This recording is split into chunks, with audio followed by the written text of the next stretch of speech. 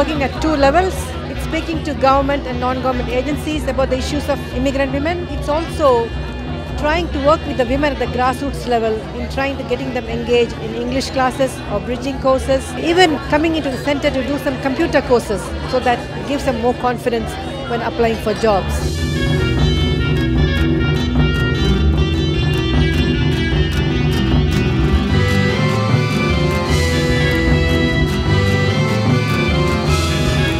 In September 2005, I coordinated the first rural NSB Women Conference in Coffs Harbour, in partnership, of course, with the Immigrant Speakout.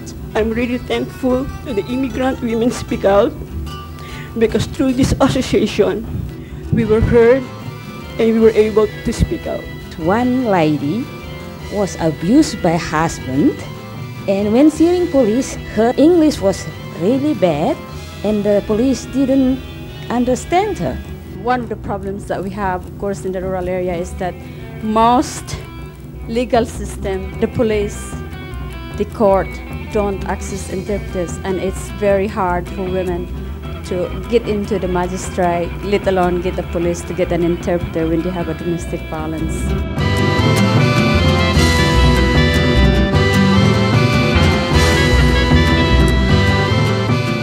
Women's voices are still not represented in the senior decision makers. Women hardly represented in the senior ranks, especially non-English speaking women in the management. Whether that's in the private or public sector, I think we have to do something about that. Rather than being the objects of new policies, these women must become actors in developing appropriate strategies. What you have to learn is to learn the language of those who's in the power if you want to effect the change. Immigrant Women Speak Out plays a role in facilitating this process through focus group discussions and by participating in forums and committees and ensuring that women's advice is taken into account.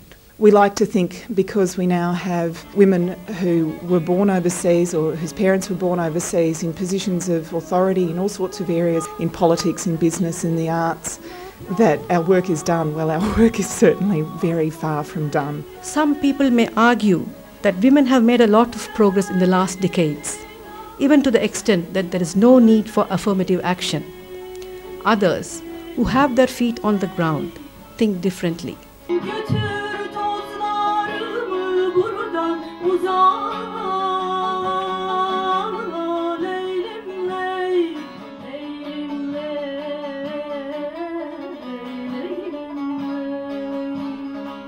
The issues are practically the same as back in 1970, which was lack of affordable childcare and available childcare, lack of interpreter and other services. Domestic violence and sexual assault, employment, training, education, participation in decision-making bodies. The needs are even more important in terms of access.